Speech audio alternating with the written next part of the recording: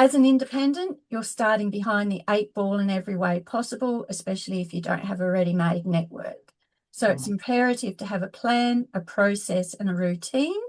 For one reason or another, those plans might go awry, but if you have those steps in place, it's actually much easier to tread back onto the treadmill. And your routine has to be one that actually works for you. Brainstorm what you need to do and go from there.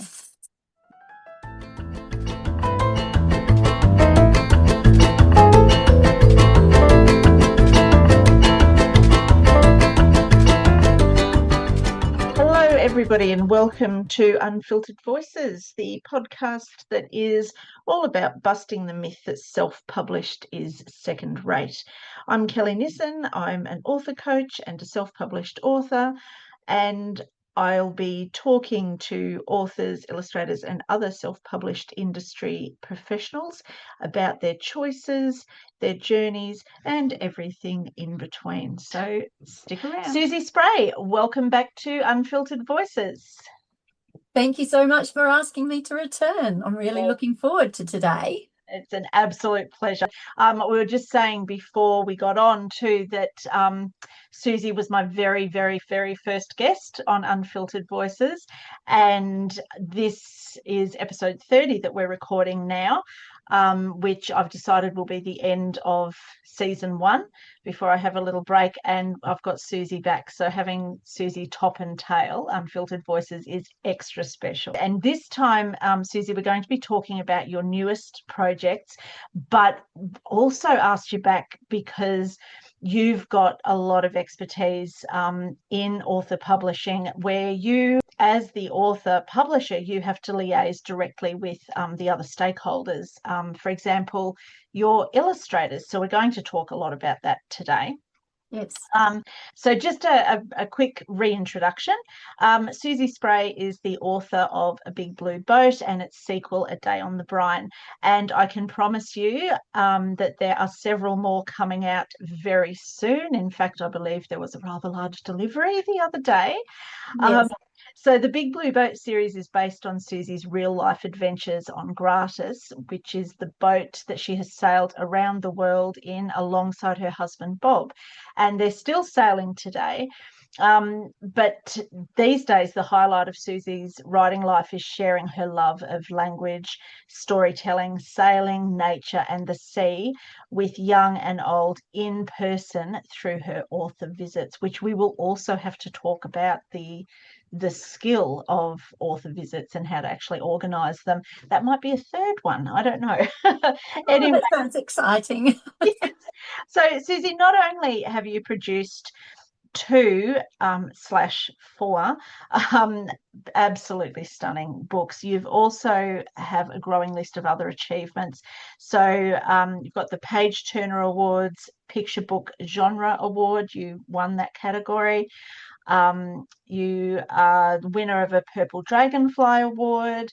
You've longlisted twice in the Pitcher competition, and you're a Gold Book Award winner in the Literary Titan category, which is quite special. So as a self-published author, how important is it that you continue to put yourself forward for these awards and competitions? I see it as exceptionally important. First and foremost, it actually helps you hone your skills as an author. Whether you attain the position of finalist, first place, you're actually building a resume, and that's also quite critical. Lastly, judges and publishers are getting to know of you and to get a feel for what you do. And that aside, an award doesn't actually sell when it's on your book. You actually have to put the hard legwork in to make yourself and your book known to the world. Absolutely. So we've spoken about, you just said about hard work. So we've spoken about the workload involved in being an author. And it's not only about keeping up with industry events and networking, but it's also the promotion of your work and your books and your career as an author, and getting yourself and your books in front of readers. Now, we know, or anybody who self-publishes knows, that there is a bit of an issue with distribution, and you have to be very proactive in organising school and library visits, as well as being very active on social media. And you have to do all this yourself. Yes. So for you, I know you like to be really organised. Do you have a process or a routine that you try to stick to? Yeah. Because life, right? And do you have any hints for other authors who are looking to not just be a hobby author, but actually make a career out of their books? Yeah. I might start with the second part of the question first. So probably the most important is to actually do your homework and make sure you get all the I's dotted, the T's crossed before you go any further once you've written your main manuscript. I look at dream big, but start small, because in this way you won't actually find yourself feeling overwhelmed. And then as a micro publisher, you have to do pretty well everything. So you need to prioritize what you do so that you don't actually spread yourself too thin. Be aware that anything that sounds too good to be true usually is. Oh, yes. So look at it taking years rather than immediacy. Join writing groups, because you begin to network and you improve your writing at the same time. As an independent, you're starting behind the 8 ball in every way possible, especially if you don't have a ready-made network. So it's imperative to have a plan, a process, and a routine. For one reason or another, those plans might go awry, but if you have those steps in place, it's actually much easier to tread back onto the treadmill. And your routine has to be one that actually works for you. Brainstorm what you need to do and go from there. Now, sort of to the first part, I divide my day into blocks. Then I also have my 5-year plan, bi-yearly plan, yearly, monthly, and weekly plans, because that gives me something to attain to in big blocks and small chunks. And then I've got the lists, and I'm meaning lots and lots and lots of lists, because that's how I operate.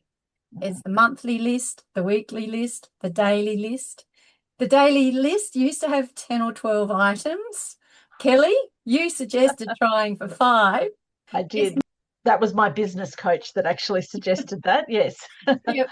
It's a much more achievable number. I generally manage to get 2, maybe 3, because there's always this unexpected something that crops up, and what's missed goes on to the next day's list. Yep. Writing is crucial. Without it, I won't have new stories. So I've got that terrific writing group that I do with you, and I work several times a week on it where possible. And as much as possible, they're my non-negotiable writing time slots. And in this way, I know that I'm going to sit down and write, if nothing else, for 1 or 2 hours every week. Yep. And Rome wasn't made in a day. Your writing career won't be made in a day either. Only a fortunate few get to be a Dr. Seuss and a J.K. Rowling, bearing in mind that Dr. Seuss was knocked down by 27 publishers, JKR by 12, which speaks volumes for the acumen of traditional publishers. There will also be the bad days. When this happens, have a cry, take a deep breath, and hop back on the bandwagon. Then good old Bob's just reminded me, extra thing there is having a terrific husband that actually supports you every inch of the way. And Bob is my support system. And finally, it's a competitive world out there. Building a successful business takes time. I'll start that one again. Yes. It's a competitive world out there. Building a successful business takes time, determination, grit, and stubbornness. It's a typical norm not to see true success before the first 5 years. And according to the statistics on small business in Australia in 2025, 60% of small businesses failed within their first 3 years. Yeah. So, and I'm listening to you talk there, and I've talked to other authors about their process.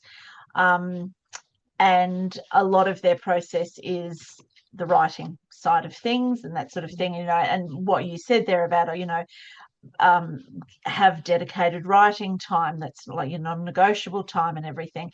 And you hear that a lot. But what I also heard you say was very similar to what I talk about with my business coach for the business side of things, because talking about that 5-year plan. I hate doing 5-year plans. A 5-year plan, the 1-year plan, and monthly, daily lists, all that sort of thing, it's a business plan. It's a and writing is part of that business plan. And I think making a career as you do, it's not just write the book and publish it and get it out there and it sells by itself. It's so much more than that. And I think you've described that absolutely perfectly. So something else that is also part of that process, as I mentioned in the intro, part of author publishing or independent publishing is that liaison that you have to have with the other stakeholders. It's not just you. And so today we're going to focus in on illustrators because you work with a number of illustrators concurrently. So you worked with 2 different illustrators for your first 2 Big Blue Boat books. So Leslie Chabalka for A Big Blue Boat and Emma Stewart for A Day on the Brine. And then your upcoming books, you've worked with and are still working with, I think, Patricia Braga. You're working with Jessica Stennings at the moment, Samantha Kate Metcalf, and Triandika Anjani. So 4 illustrators, 4 books. And of course, you've also worked with, and this is exciting, this one, you've worked with an entire school and their librarian on one very special book, which I'll get you to tell me about it later. So I hope I've got that in the questions. If not, we'll have to come back to it. Anyway, so many illustrators that you work with, and then actually liaising with a school librarian and a whole school of kids. That in itself takes an enormous amount of organisation. So we know that in the traditional publishing world, authors really rarely meet with their illustrators, although it does happen. But often, 9 times out of 10, you actually don't get that chance to fully collaborate with them.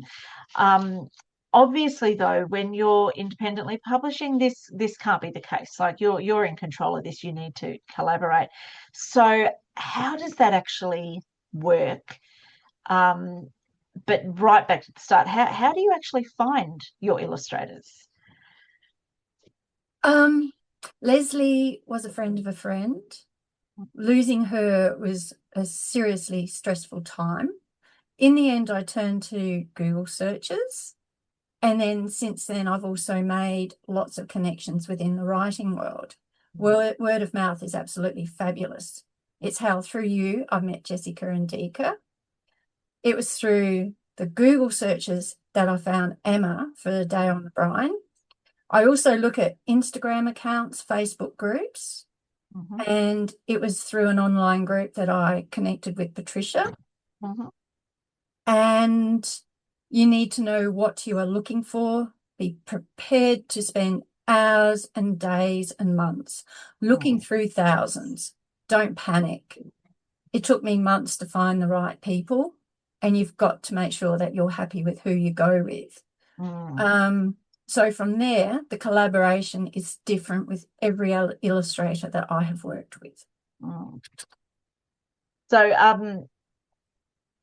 yeah, and I was going to say that before. Collaboration, obviously, it's also a very personal thing, and you would have to tap into how the illustrator works and how they like to communicate and how much input they have. Although I know you like to, I mean, they're your books, you like to have a lot of input. You're a very visual person, so I'm always amazed how well you can visualize your books. You know exactly what they're supposed to look like. So your collaboration with your illustrator is a very close collaboration, isn't it? Moving on from that, how much detail do you you personally provide the illustrators with. So I'm thinking, setting, characters, all that other stuff. Yeah.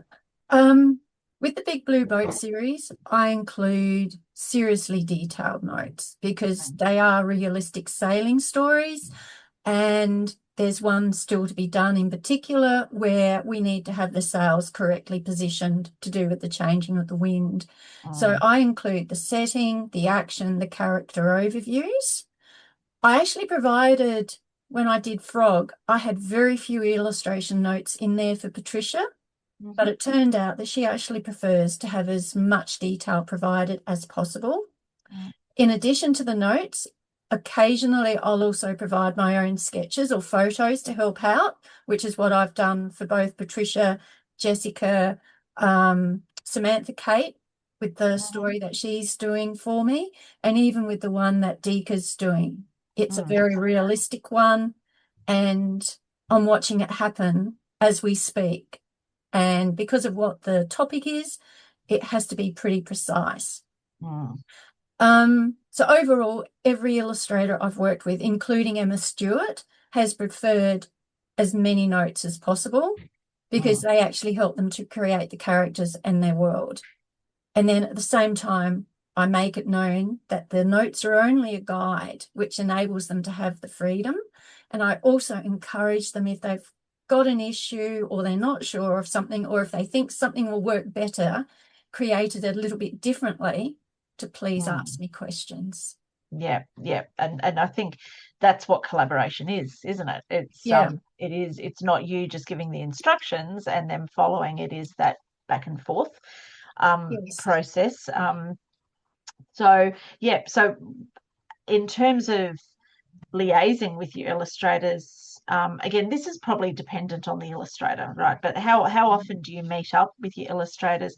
And in terms of that back and forth process, what does that look like? Every illustrator is different, and it depends upon where we are in relation to one another within the world. With Emma, I had some phone conversations, but most of the communication was via email. Patricia lives overseas, so we have to contend with time zones. So when I'm in Europe, we get to catch up on Zoom. In the meantime, in Australia, everything's done via email. Sam and I have already met in person.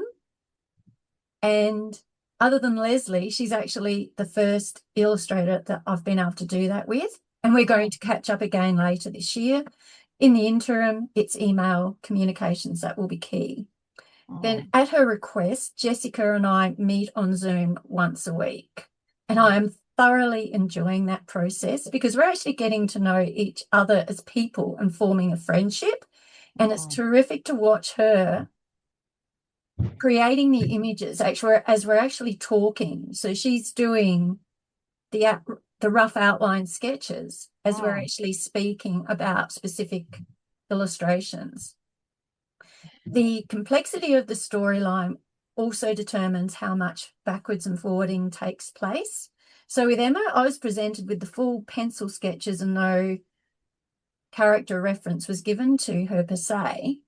And there was only one very small, minute detail that needed to be changed. Frog, which releases this July, took 8 months and so many emails backwards and forwards to complete. And I even did small sketches at times just to help get across what I was actually looking for. And it was to do more with getting that real action that you need those characters to be showing.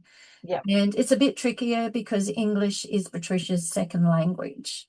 So that complicates things a little bit because even though she's very, very fluent, because I'm Australian English, she's learning English as a Bolivian and then moving to Canada, there are severe differences there. Yeah, and there's also those nuances, right, of language as well. It is just developing that shared vision, I think, that is part of the communication as well, and perseverance, I think, would be key, and a certain amount of trust as well, I think, for you as the author to, to trust the illustrator with your work.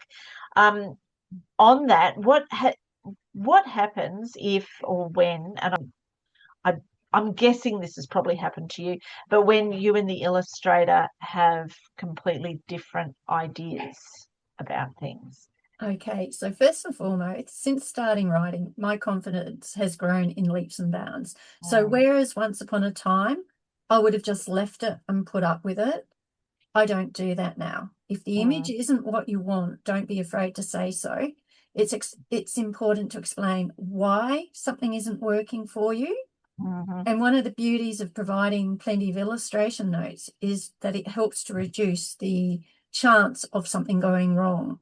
Tricia and I have developed a really good relationship, and she isn't afraid to let me know if something isn't working for her and why. So we then go about trying to get something that works for both of us. Sometimes you and your illustrator may find things just aren't working. There's nothing wrong with cutting ties. Ensure that you have a clause in your contract allowing for that situation should it arise. There can be money lost, but what's better, a book that you hate or a book that you love? I think that's what it boils down to. When you're publishing this yourself, you're engaging the illustrator, you're paying for the illustrator. There is more sort of agency that you need to have control, but also to be able to understand that sometimes the illustrator might come up with something you haven't thought of as well. So, and again, that's where that collaboration comes in. So, having worked with so many illustrators over the years, what would be your favorite part of collaborating with an illustrator? Well, I just love the way that Jessica and I are working. And it's really terrific to get to know her as a person, not just an illustrator. So that sort of comes right up on the top of my list. Second is watching those stories come to life under their fingertips and the perspective they put on them. Receiving the coloured illustrations is really exciting, but I actually find it's the initial character sketches and the line drawings that are the highlights, because it's at that time that we're working together doing really small tweaks or sometimes major reworks to bring that story to life. Sometimes it's the small adjustments that need to be made as you go along. And then with the illustrations that Deek is working on, I realised that colour can play a really, really important role as the story develops. So it's something that wasn't initially in the illustration notes, but once I touch base with her, she just loves that concept and we're going to work it through the book. And last of all is the way that every collaboration is different.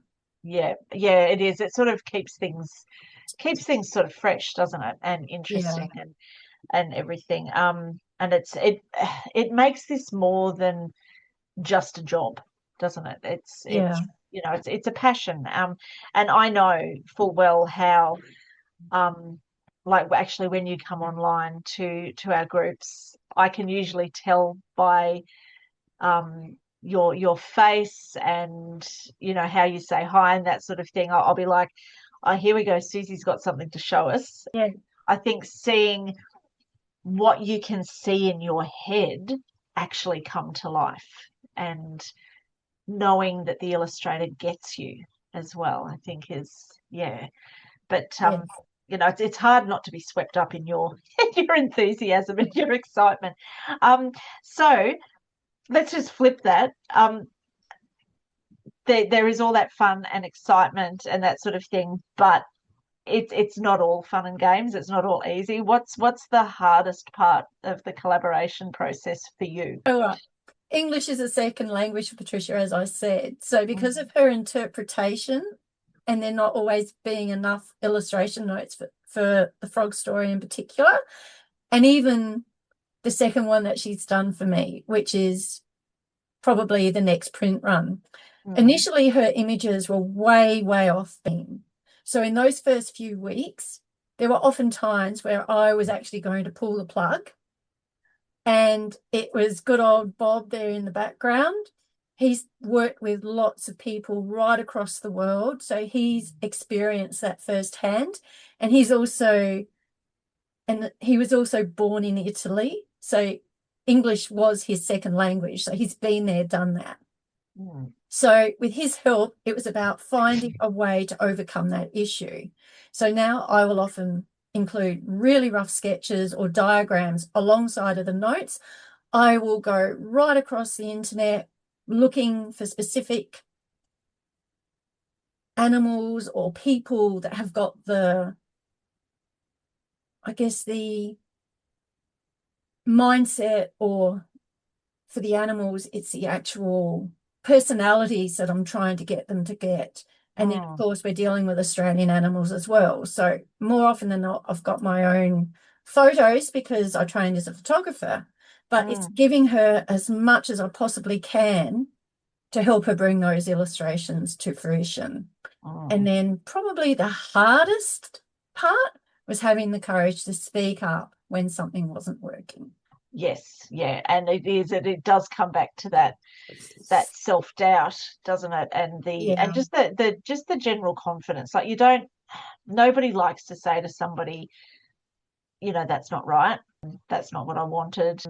But at the end of the day, this is your book and your concept. And more than that, this is your business. Yeah. So I think it is important to speak up and do that. But yeah, it wouldn't be easy at all. In terms of advice, and I know you've got loads of advice and we could spend hours talking about that, but for authors who are thinking that they would like to self-publish, independently publish a picture book and want that collaboration, actually it's not even a matter of wanting, it's needing, I think, isn't it? Need that collaboration. What are the key things that you think that they need to be aware of as they step into that? You have to have a written contract. It's the only way to go. Illustrators also need to have some flexibility, and you need to be able to work within their space as well. If your illustrator has a concern, listen to what they have to say, because it usually has merit.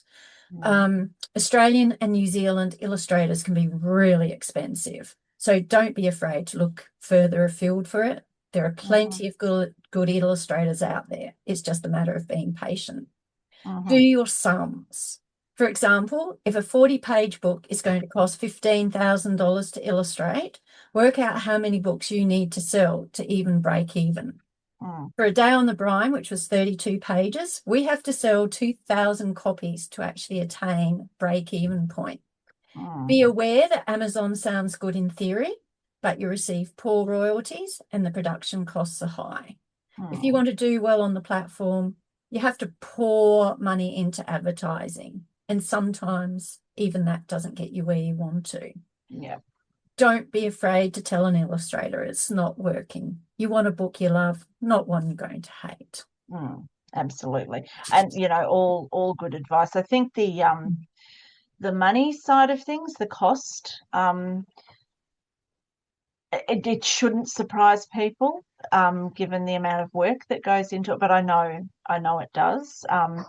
And you said, there are a lot of, Australian, New Zealand, or illustrators that are very expensive, and for very good reasons, because the amount of time that goes into that. But there is also a lot of up and coming illustrators that this is part of their learning and that sort of thing. So I think doing your homework is really important, but also going in realistically and thinking, if you so you see this on self-published website, Facebook groups all the time, is we found this illustrator and they said they'd do it for $50 an illustration or whatever, and all I got was something that looked like AI had done it, or it was clip art or whatever. It's like, well, let's be realistic. You get what you pay for at the end of the day, but you've also got to have a budget as well. So as beautiful as somebody's illustrations may be, if they're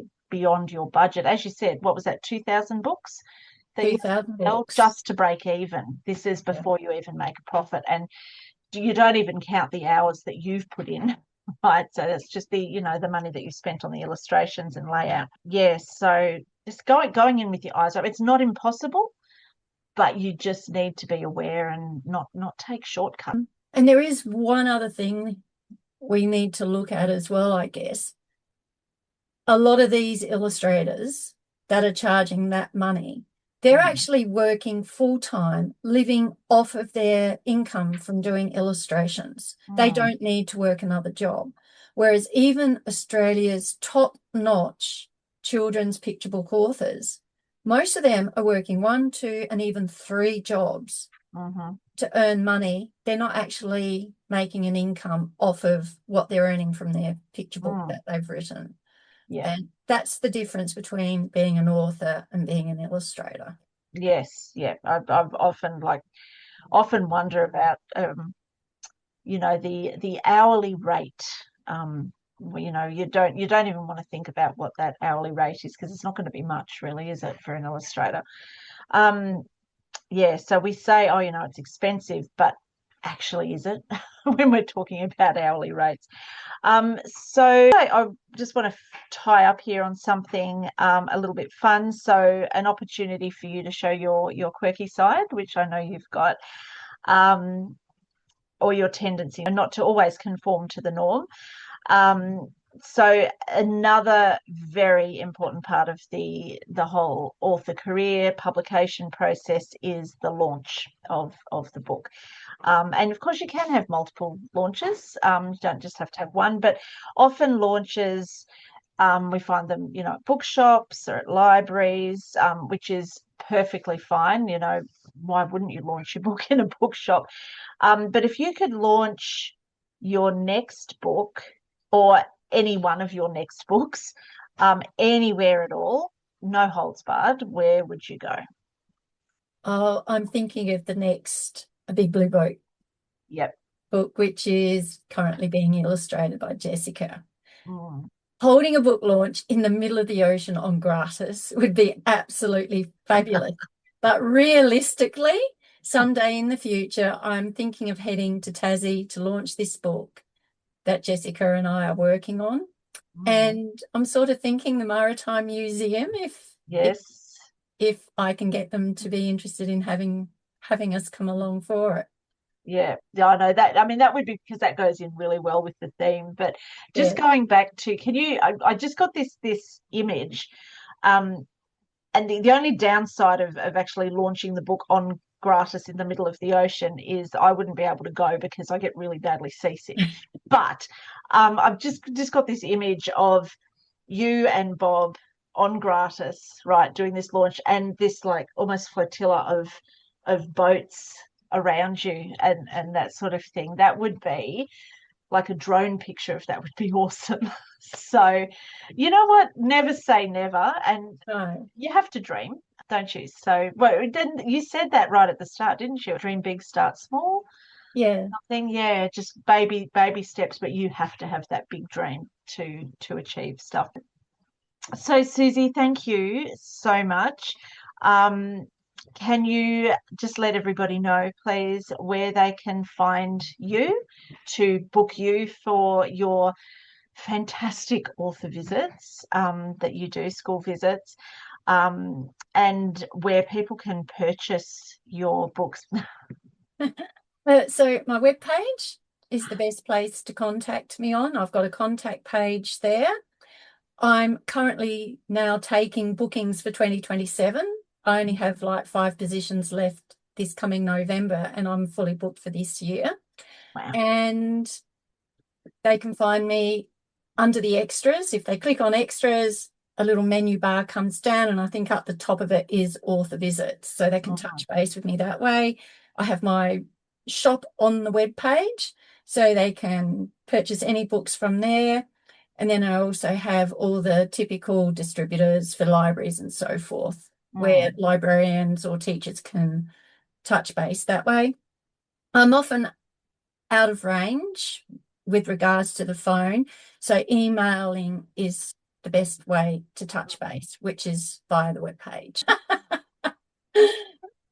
Collins bookstores are absolutely fantastic. If they don't have the books in, they will actually get them in for you. So I had a school touch base with Collins in Warrnambool just recently, And I've just dropped another small batch of signed copies of the Big Blue Boat series, plus Captain's Cave and the Frog one, which is coming out in July. So they've got that in readiness. And the other place you can find me is on Instagram under Susea Spray, and to a lesser extent on LinkedIn and Facebook. Yes, awesome. Okay, and I'm just going to backtrack because I wanted to ask you about Captain's Cave. Yeah. And I knew I wrote that question. I didn't actually then come back to it at all. So I'm just going to do this at the end. So it's slightly out of order, but you know what? Unfiltered, that's fine. Captain's Cave collaborated. Your illustrators were the students of a school, and I think every student who was present at the time has a hand in the book. I don't know anybody else who's done this to this extent that you've done it. What was the best thing about it? It's so exciting.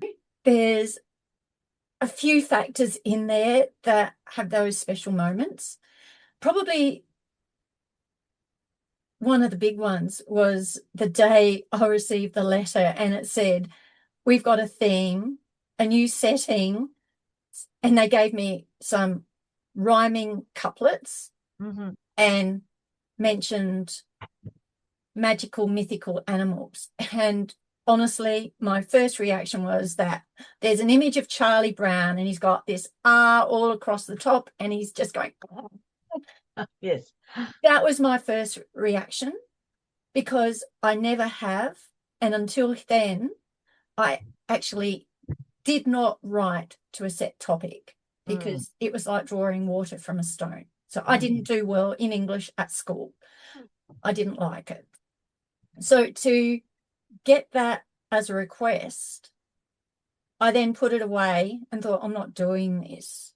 The next moment was going out for a walk. My brain just drifts as I'm listening into the animal sounds and the water as I'm walking. That's when I start to have words play, and I got the first line. Race back to the boat and wrote it down, put it away, and then I've started doing brainstorming with word families and whatever else. Finally got the first manuscript written, and I actually sent it to the kids, and I had questions so that they could actually be included within the writing process. And we did that over and over again as the text was written. And as I came to the end of it, it was, these kids need to do the illustrations. And as a teacher of 5-year-olds, I knew how good kids can be. People so often underrate what they're capable of. Oh, yeah. So I touched base with Belinda and said, what do you think of this? She took it to the staff. They all came on board, and it was about 5 to 8 months. So it actually overlapped a 2-year period. So we actually had new kiddies coming into foundation, and the year 6s of that year went on to year 7. So everyone moved up through the school. And even those new children that started in the second year, even they have got their fingers in that book somewhere. And that's been another one of those really special moments. Yeah. Especially when I got the first illustrations that she emailed through to me after scanning. And it was just mind-boggling. And then finally, yes, about this time last year, we dropped in and I was able to see the illustrations in person and meet the kids. And the response of the kids, I never, ever, ever expected to get that. For me, what I got from those kids when they realised who it was me standing at the front of their assembly that day, it's just been a mind-blowing experience from the beginning through to the end. And we're doing the book launch at the school on Friday. Oh, brilliant. And that is so good. Oh, everyone's involved, and I am just so looking forward to it. It's this full circle. Yeah. And that's amazing. So, you know, whoever it was that said don't ever work with animals and children, I don't know about the animals thing. They can be a bit thingy, but yeah, children, like they're going to, like you said, they're going to surprise you Yeah. all the time. And, you know, this is something what you've given these kids is, you know, as teachers, we'll give, you know, give kids a writing activity, but you know what's you know the best, maybe they might publish it themselves just by, you know, writing up a good copy and drawing some pictures, but for them to see, you know, to know that they've contributed to the story, but also have a hand in the layout or the pictures or the fun facts at the end of the book or whatever, that's, you've actually given them purpose and showed them here's the process, and you're doing this for this real life outcome. And I think that's what education and teaching should all, you know, should be about. So well done. I'm looking forward to seeing pictures and stuff from the launch too. That's like the ultimate launch location, really, isn't it? With everybody involved. So yeah. It Anyway, just had, sorry, it just had to be. The idea started with the children. It had to come round full circle and finish with the children and yeah. Belinda, who was the person that oversaw it. And she didn't realise what a large job it was going to be. And she actually made it more complicated because she loves Jeannie Baker's illustrations where the rainforest meets the sea. Yeah. And she decided they were going to do collage. So it was famous last words. yeah. Oh, but it's been so worth it. It's unbelievable what those kids have created with her help. Could have been worse. She could have decided to do dioramas. I'm still scarred from dioramas with with students too, and my own kids too, actually. Anyway, thank you so much. Susie, we will definitely have you back on again. It's almost like you need this regular spot so we can keep up with everything that you're doing. But congratulations on Captain's Cave and on A Frog's Tale. I got that title right, didn't I? Frog's That Tale. is, oh my God, you have to just follow Susie on Instagram to get the juice on that story. It's such a cool story. Thank you so much, Susie. Thank you so much for having me again. I've really enjoyed it. Absolute pleasure.